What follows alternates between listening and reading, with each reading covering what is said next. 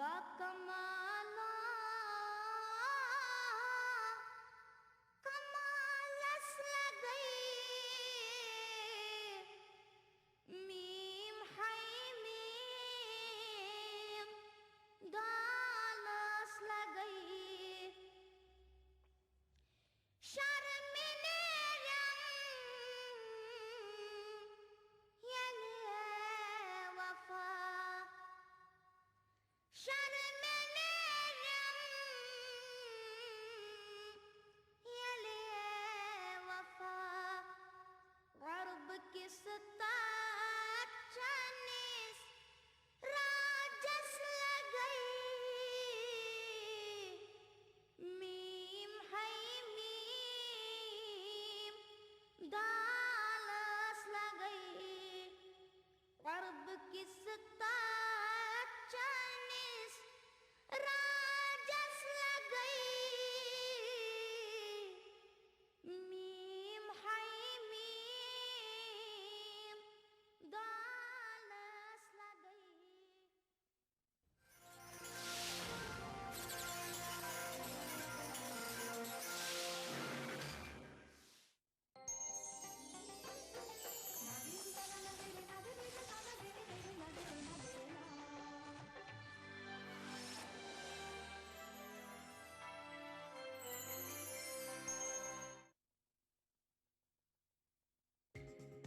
ETV Urdu पर अगला programme.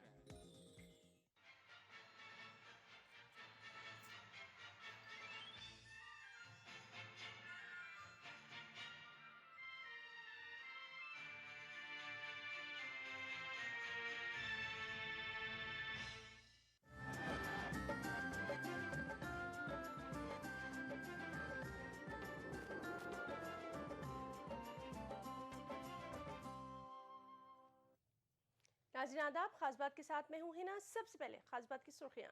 Bihar में मदरसा इमदाद के दायरे को मिली वुसअत, रियासती हुकूमत के इक़दाम का हो रहा है खैर मकदम।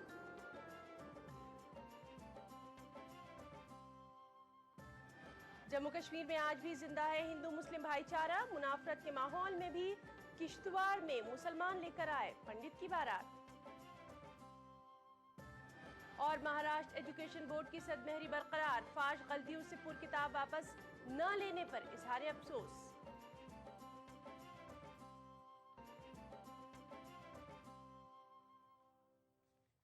बिहार की नीतीश हुकूमत ने सूबे के 2449 नए मदरसों को मंजूर करने का फैसला किया था, जिसमें से इस साल से 215 मदरसों को ग्रांट की रकम मिलनी शुरू हो जाएगी।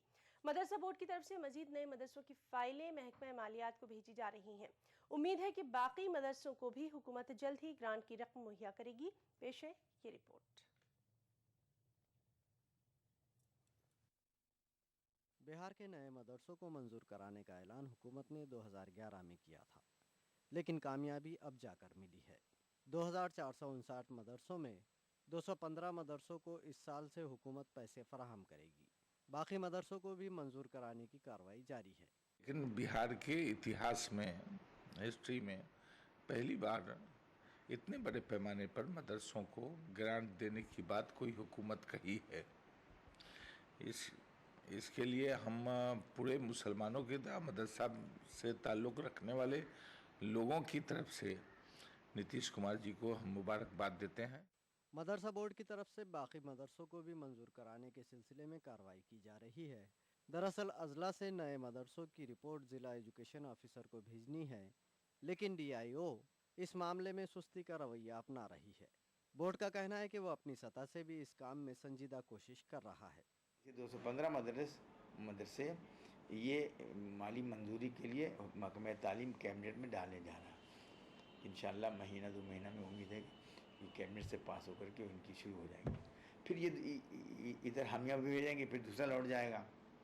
फिर DO की रिपोर्टें जो बाकी हैं, जो नहीं भेजे हैं, उनको भी कहा जाए जल्दी भेजिए।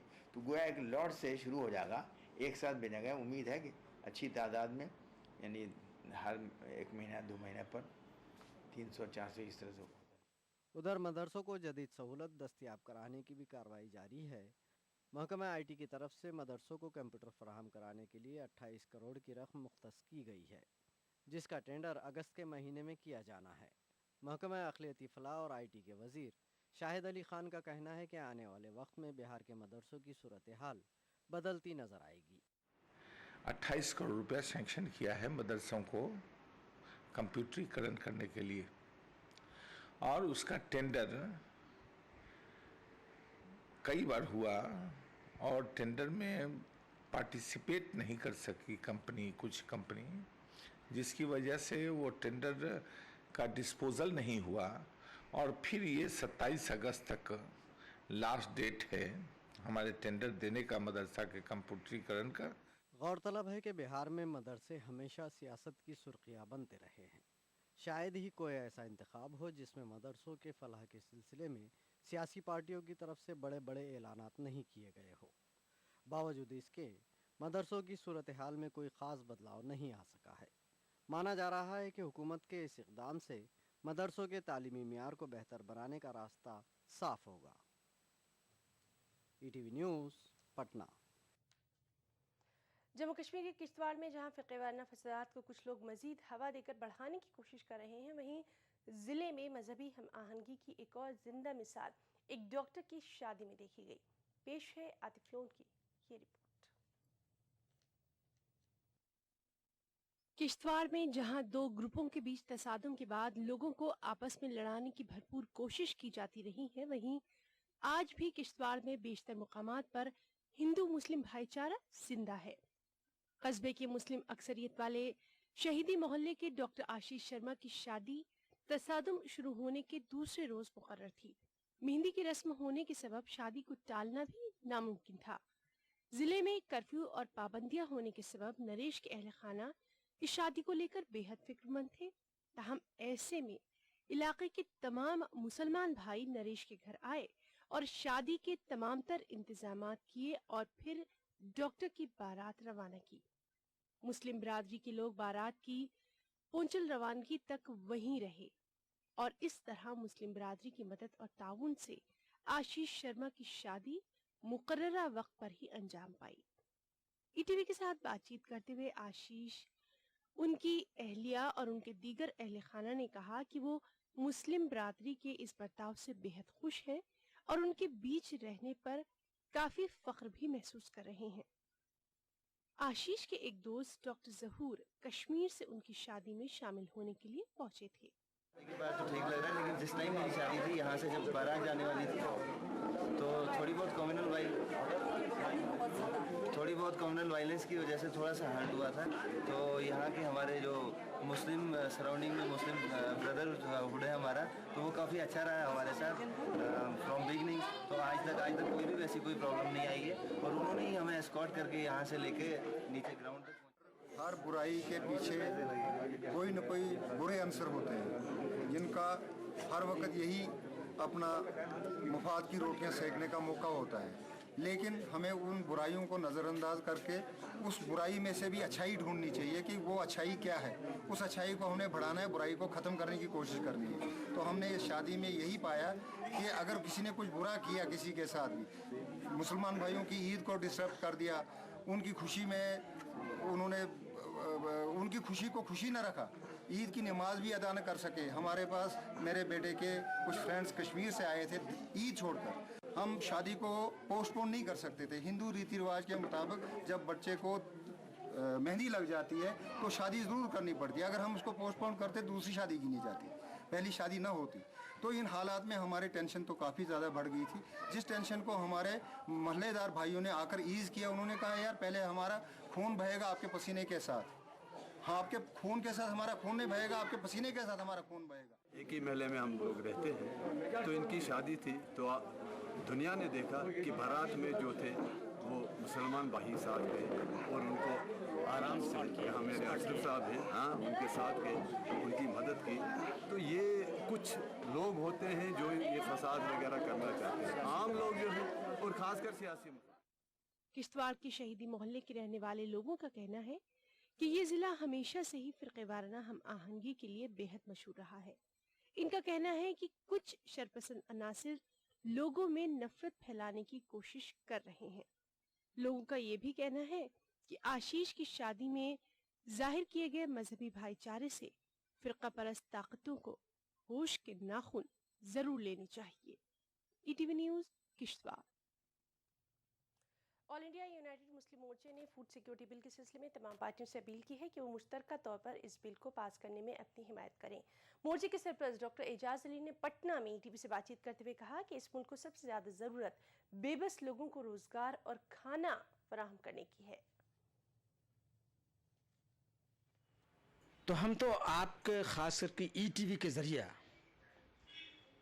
चूंकि ईटीवी की नज़र हमेशा समाज पर रही है, इसके ज़रिए हम पार्लियामेंट में बैठे हुए लोगों से ये इल्तजा करते हैं कि इस वक्त वो सारे आपसी दल के तनाव को भूलते हुए और पार्टी लेवल से ऊपर उठकर फूड सिक्योरिटी बिल को सबसे पहले पास करें, क्योंकि इस मुल्क की जो सबसे ज़्यादा ज़रूरत इस मुल्क में लोगों को है वो रोज़ी रोटी कपड़ा मकान की ज़रूरत है, बजाय कि दूसरे उलझनों में उलझाया जाए। मजलिस इत्तेहाद मुस्लिमीन की जानिब से हैदराबाद के सरदार महल में वाक़ई GHMC के साउथ जोन कमिश्नर के दफ्तर के सामने एहतजाजी धरना मुनज़्ज़म किया गया। एहतजाज की क़यादत चारमीनार हल्के के रुकन असम्बली सैयद अहमद पाशा कादरी ने की। एहतजाजी मजलिस के कारकुनों ने पुराने शहर हैदराबाद के नालों की मरम्मत करने का मुतालबा किया। रांची यूनिवर्सिटी में कल सीनेट की मीटिंग का इनेकाद किया गया। VC डॉक्टर LN भगत की सदारत में मुनक़्क़िद हुई इस मीटिंग में कई अहम एजेंडे और तजावीज़ पर तबादला ख्याल किया गया। इस मौके पर मौलाना आज़ाद कॉलेज के एडमिनिस्ट्रेटर प्रोफेसर जाहिद हुसैन ने रुकन असम्बली सरफराज अहमद की तवस्सुत से कॉलेज के मसाइल को उठाने का मुतालबा किया। वाज़ेह है कि आज़ाद कॉलेज के मुलाज़मीन को तकरीबन 14 माह से तनख्वाह की अदायगी नहीं की जा सकती है। Maulana Azad college Ranchi under article 2930 constitution of India के तहत चल रहा है। इसकी मैनेजमेंट में यूनिवर्सिटी को या सरकार को कोई अधिकार नहीं है, लेकिन रांची यूनिवर्सिटी ने कॉन्स्टिट्यूशन आर्टिकल 2930 का वायलेट करके हमारे मौलाना आज़ाद कॉलेज की मैनेजमेंट में इंटरफेयर किया। बिल्कुल मौलाना आज़ाद कॉलेज की बात हमने की है वाइस चांसलर साहब से, और मुझे लगता है कि ये तय हुआ कि अगली सिंडिकेट बैठक होगी उसमें उस बात का फैसला हम लोग ले लेंगे। लिखित रूप में हमने VC साहब से बात इस पर चर्चा की है और उन्होंने कहा है कि इसी महीने के एंड में, इसी महीने में सिंडिकेट की बैठक में उस पर निश्चित रूप से फैसला हम लोग ले लेंगे। बुलेटिन में खबरें भी और भी हैं, वक्त ब्रेक का। अरे भगवान, अब तो अपना भी पक्का मकान होगा। सच में क्या? लेकिन कैसे होगा? अरे हमारी राज्य सरकार हम कच्ची बस्ती वालों को पक्के मकान दिलाने के लिए बहुत काम कर रही है। हाँ, किरण की मम्मी भी बता रही थी। राज्य सरकार के प्रयास से केंद्र सरकार ने राजीव आवास योजना के तहत हमारी बस्ती कीरों की ढाणी को देश का पहला पायलट प्रोजेक्ट स्वीकृत किया है। हमारी बस्ती वालों के लिए यहाँ 1104 मकान बन रहे हैं। लेकिन इसके लिए इतने पैसे आएंगे कहाँ से? अरे हमें तो मकान की लागत का केवल 10 से 12% ही देना है, बाकी सारा पैसा तो केंद्र, राज्य सरकार और JDA वहन करेगा। अरे वाह, तब तो हम भी अपने पक्के मकान में रह सकेंगे। राजीव आवास योजना किरो की ढाणी में रह रहे लोगों को केंद्रीय, राज्य और JDA के सहयोग से पक्की छत मुहैया कराने का एक अभिनव प्रयास, जहां बनेंगे कुल 1104 आवास। जयपुर विकास प्राधिकरण द्वारा जनहित में प्रसारित।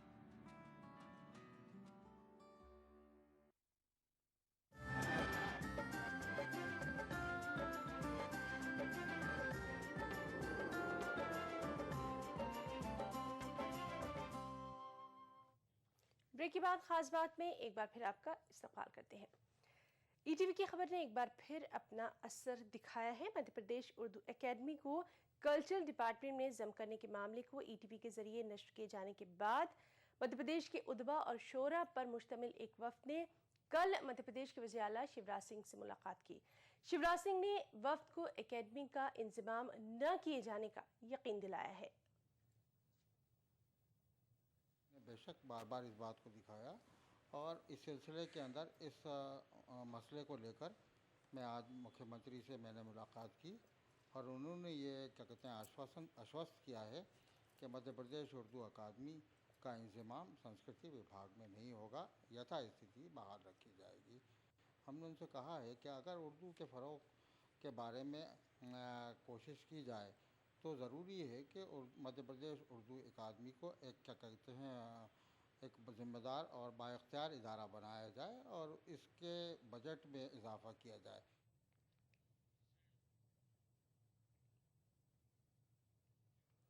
निसाबी किताबों में गलतियों से बचने के लिए सेकेंडरी और हायर सेकेंडरी के उर्दू निसाब की निगरानी के लिए उर्दूदा ऑफिसर की तकर्रुरी का मुतालबा जोर पकड़ रहा है। माहिरीन का मानना है कि Maharashtra state board of secondary और हायर सेकेंडरी एजुकेशन में 9वीं ता 12वीं जमातों के निसाब की निगरानी के लिए उर्दू ऑफिसर का ना होना गलतियों की अहम वजह है। महाराष्ट्र एजुकेशन बोर्ड में पहली ता 8वीं जमात बाल भारती के उर्दू निसाब की निगरानी के लिए उर्दू अफसर तो मौजूद है, लेकिन सेकेंडरी एंड हायर सेकेंडरी यानी कुमार भारती और युवक भारती की निसाबी किताबों की निगरानी के लिए कोई अफसर मुकर्रर नहीं है। निसाबी कमेटी निसाब को तरतीब दे देती है, मगर निसाब की निगरानी और दीगर अहम उमूर की जिम्मेदारी अफसर पर होती है और महाराष्ट्र बोर्ड में सरे से कोई अफसर मौजूद ही नहीं है। पहली से लेकर 8वीं तक जो किताबें बनती है वहाँ पर उर्दू ऑफिसर है और जो कमेटी मेंबरान है वो अपना काम करके चले जाते हैं। कमेटी मेंबरान अपनी जिम्मेदारियाँ चूँकि दूसरा काम उनको रहता है, वो अपना काम करके यहाँ आते हैं और काम करके चले जाते हैं। किसने काम क्या किया, कितनी गलतियाँ उसमें रह गई हैं और कितनी मतलब निकल गई हैं, ये चेक करने वाला और राब्ते के लिए कोई उर्दू ऑफिसर नहीं है। तालीमी मैदान से वाबस्ता अफराद का मानना है कि निसाबी किताबों में गलतियों की एक अहम वजह है सियासी सिफारिशात की बुनियाद पर निसाबी कमेटी की नामजदगी करना, लेकिन हुकूमत के रवैये से मालूम होता है कि वो जायज मुतालबात पर कान धरने को तैयार ही नहीं है। महाराष्ट्र की हुकूमत ने अब तक गलत निसाबी किताबों को वापस लेने के मुतालबे पर भी संजीदगी का इजहार नहीं किया है। अगर गवर्नमेंट चाहे तो इन तमाम किताबों को या तो वापस ले ले, एक तरीका ये है, और नई किताबें पब्लिश करके भेजे। लेकिन अगर ये दुश्वार है तो कम से कम ये कर दे कि एक सर्कुलर निकाले और उन तमाम गलतियों को सफ़ा वाइज लिख कर, उनकी इस्लाह लिख कर तमाम स्कूलों में जल्द से जल्द पहुंचा दे। तो उससे कम से कम ये होगा कि असातिज़ा पढ़ाते वक्त बच्चों के साथ इंसाफ कर सकेंगे और उन गलतियों को हम मिनिमाइज़ कर सकेंगे। महाराष्ट्र एजुकेशन बोर्ड की निसाबी किताबों में गलतियों की निशानदही को काफ़ी अरसा गुजर चुका है। गलत निसाबी किताबें रियासत की स्कूलों में मुसलसल पढ़ाई जा रही हैं। बोर्ड और हुकूमत अब तक इस मसले का हल निकालने में पूरी तरह नाकाम है। दूसरी जानिब तलबा को मजबूर किया जा रहा है कि वो गलतियों से पुर किताबों को पढ़ते रहें। ETV news, Mumbai. JMM leader Haji Hussain Ansari ने कल झारखंड के वजीर तामीरात की हैसियत से अपना ओहदा संभाला। आज वो सनत के वजीर का ओहदा भी संभाल लेंगे। हाजी हुसैन अंसारी ने रियासत के बुनकरों के मसाइल के हल और उनकी तरक्की के ताल्लुक से कदम उठाने का अज़्म जाहिर किया है। बुनकरों का जो सहूलियतें हैं इस प्रदेश में काफ़ी मुनकर था पहले, लेकिन अभी कुछ कम हुआ है। लेकिन हम चाहेंगे कि बुनकर के लिए उसके हालात कैसे सुधरे, ज़्यादा से ज़्यादा सहूलियत पहुँचाया जाए। जैसे सरकार की जो पॉलिसी है उसको अधिक से अधिक कैसे मदद कर सकें। मामूली लोन लेके लोग परेशान कर दिया है उन लोगों को। उसको जैसे दूसरे जगह से जो लोन लिया था वो बहुत ज़्यादा माफ़ी हुआ है। हम ये भी प्रयास करेंगे उसको माफ़ी हो और फिर दोबारा उसका जो अपना कारोबार था बेहतर से सुधरे, ये हम प्रयास करेंगे। उत्तर प्रदेश के ज़िला मऊ में जामिया अरबिया तालिमुद्दीन का इफ्तिताह अंजाम पाया। खीरी बाग में वाक़ई इस इदारे के तहत inter college, ladies degree college वगैरह चलाए जाते हैं। नई इमारत के इफ्तिताह के मौके पर दारुल उलूम देवबंद के मुहतमिम मुफ्ती अबुल कासिम नौमानी ने वसीयत की कि लोग अपने ज़हीन और होनहार तलबा को दीनी तालीम के लिए फ़ारिग करें। मुफ्ती अबुल कासिम ने इस बात पर अफसोस का इजहार किया कि तालीम याफ्ता और दीन की समझ रखने वाले लोग भी अपनी तालीम का फ़ायदा समाज तक नहीं पहुंचा रहे हैं।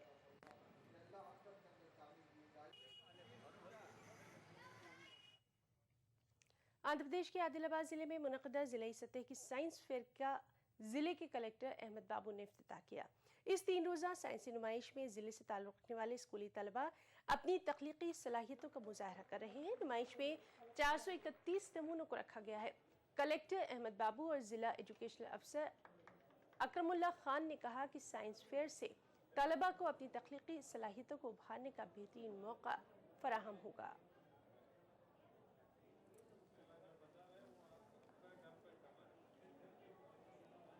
जिले में ये inspire exhibition, district level exhibition 2 जगह मुनक़िद की जा रही है। आदिलाबाद में 431 बच्चे जो है सो पार्टिसिपेट हो रहे हैं और जो है सो वहाँ पे मंचरियाल में 536 बच्चे पार्टिसिपेट कर रहे हैं।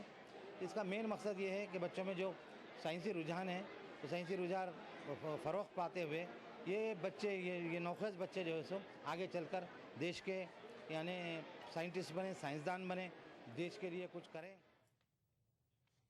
मगरबी बंगाल में अक़लियतें न सिर्फ सबसे ज़्यादा पसमानदा हैं बल्कि जेलों में बंद कैदियों में भी अक़लियतें ख़ुसूसन मुसलमानों की तादाद सबसे ज़्यादा है। रियासती अक़लियती कमीशन ने अपने सर्वे से इस हकीकत को सामने लाने के साथ साथ कमसिन अक़लियती कैदियों की बाज़ाबात कारी के लिए भी आगे आने का फैसला किया है। मगरबी बंगाल में अक़लियतें सबसे ज़्यादा पसमानदा हैं, साथ ही रियासत की जेलों में उनकी तादाद सबसे ज़्यादा है। रियासती अक़लियती कमीशन ने जेलों में बंद मुस्लिम कैदियों की तादाद को हैरान कुन बताते हुए जहां इंतज़ामिया को इस मामले में जवाब देने की अपील की, वहीं छोटी उम्र में सज़ा पाने वाले कैदियों की फहरिस्त भी पुलिस इंतज़ामिया से तलब की है। कमीशन के मुताबिक 10 से 12 साल की उम्र में जेल जाने वाले बेशतर कैदी जो अब 30-40 साल के हो चुके हैं उन्हें रिहाई मिलने वाली है, लेकिन लड़कपन जेल में गुजारने के बाद समाज में वापसी की राह उनके लिए आसान नहीं होगी। कमीशन ने इन कैदियों के लिए मुख्तलिफ रोजगार के कोर्स शुरू करने का फैसला किया है। एसपी के साथ में मैं खुद हर एसपी, हर डिस्ट्रिक्ट के एसपी के साथ में ये स्टेटस ले रही है कि कितना माइनॉरिटीज़ जेल में है। आज जुवेनाइल माइनॉरिटीज़ के लिए हम लोग माने पुलिस स्टेशन में क्या कर रहे हैं, हम लोग माइनॉरिटी अफेयर्स में भेजेंगे ये, क्योंकि यदि हम लोग देखते हैं जैसे कि बहुत सारा सेल्फ हेल्प ग्रुप्स है और ये सब कोई NGOs लोग हैं जो माने हेल्प कर सकते हैं जुवेनाइल कोर्ट में, जुवेनाइल जेल में, क्योंकि ये बच्चे लोग जब माने छोटा छोटा कारण को लेकर जेल में जाते हैं, फिर जब वो लोग बाहर कमसिन कैदियों की बाज़ाबातकारी के अपने मंसूबे से कमीशन ने वज़ीर आला ममता बनर्जी को वाकिफ कराने व मरकज़ी वजारत अक़लियती उमूर को भी ख़त लिखने का फ़ैसला किया है। साथ ही कमीशन अक़लियती तरक्याती व मालियाती कॉरपोरेशन की मदद लेगी।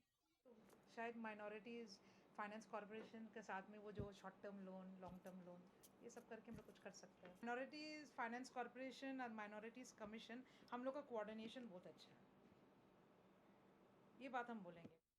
रियासती अक़लियती कमीशन अब तक अपने कामकाज के बायस तनकीदों का शिकार रहा था, क्योंकि सिर्फ शिकायत सुनने व इसके हल के लिए सिफारिश करने के कमीशन कोई दूसरी कार्रवाई करने में नाकाम था। ताहम मौजूदा कमीशन ने अपने दायरे कार को बढ़ाने का इरादा तो किया है, अब इस काम में कमीशन को कितनी कामयाबी मिलेगी ये देखना अहम है।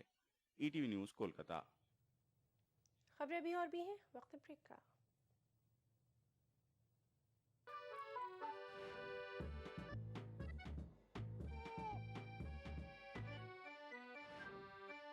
प्यार में ना हो दूरी और बच्चे की देखभाल भी पूरी तो इसके लिए क्या है जरूरी? डिलीवरी के समय आप भी आयुसीडी जरूर लगवाएं। बच्चों में अंतर रखने के उपाय कई हैं, पर आयुसीडी अपनाना लंबे समय तक असरदार है और जब अगला बच्चा चाहे तब इसे निकलवाया भी जा सकता है। परिवार से करते हो प्यार तो चांस क्यों लेना यार? आने में कोई दिक्कत तो नहीं हुई? अरे नहीं भाई साहब, परेशानी किस बात की, उल्टे घाट की गुणी सुरंग से गुजरते हुए मन उत्साह और रोमांच से भर गया। पहाड़ों को काटकर JDA ने कितना सुंदर रास्ता बनाया। पहले तो घाट की गुणी के सकड़े रास्ते से रेंगते हुए आना पड़ता था और भारी ट्रैफिक के कारण डर भी लगता था। इतना ही नहीं, सुरंग परियोजना की विश्व स्तरीय गुणवत्ता को देखते हुए इसे इस बार विश्वकर्मा अवार्ड 2013 भी मिला है।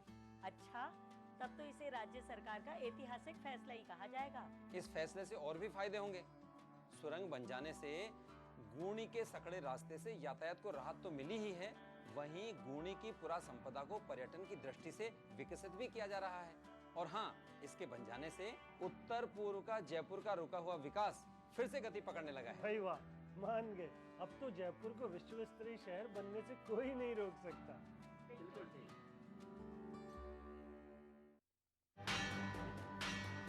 हर पल आलमी सतह पर हो रही है तब्दीलियां, बदल रहा है दुनिया का मंजर। हम पहुंचा रहे हैं आप तक सही तस्वीर।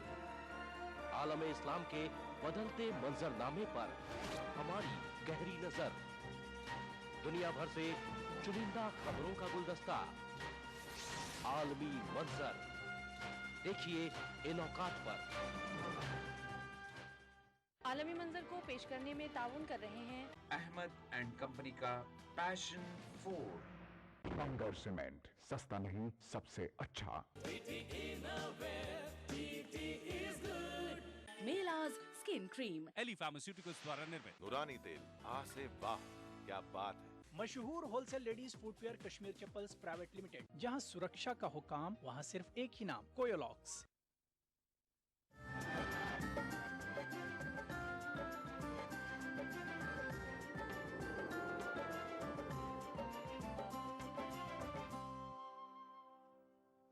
ब्रेक के बाद खास बात में एक बार फिर आपका इस्तकबाल करते हैं। हिंदुस्तान को सूफिया की सरजमीन कहा जाता है। इस मुल्क में ऐसे बहुत से खित्ते हैं जहां सूफिया ने अपना मसनद रुश्द व हिदायत बिछाकर इंसानी खिदमत का अजीम दरस दिया है। इन खित्तों में अमेठी का नाम भी सर फहरिस्त है। इंदौर के मुमताज़ मुहक्किक डॉक्टर खलील अहमद मुशीर सिद्दीकी ने अपनी किताब मशाइख़ अमेठी में न सिर्फ अमेठी के मशाइख़ का तफसीली जिक्र किया है, बल्कि उनकी अदमी खिदमात को भी पेश करने की कोशिश की है। डॉक्टर खलील अहमद मुशीर सिद्दीकी का शुमार उर्दू के मुमताज़ मुहक्किकीन में होता है। डॉक्टर खलील अहमद मुशीर सिद्दीकी की पैदाइश 2 जनवरी 1939 में इंदौर में हुई। डॉक्टर खलील अहमद की तालीम व तरबियत इंदौर में हुई। तहसील इल्म के बाद इन्होंने अपना रिश्ता दर्स व तदरीस के साथ तहक़ीक़ व तसनीफ़ से उस्तवार किया। डॉक्टर खलील अहमद का ताल्लुक़ मुमताज़ मुफस्सिर शेख अहमद के ख़ानदान से है।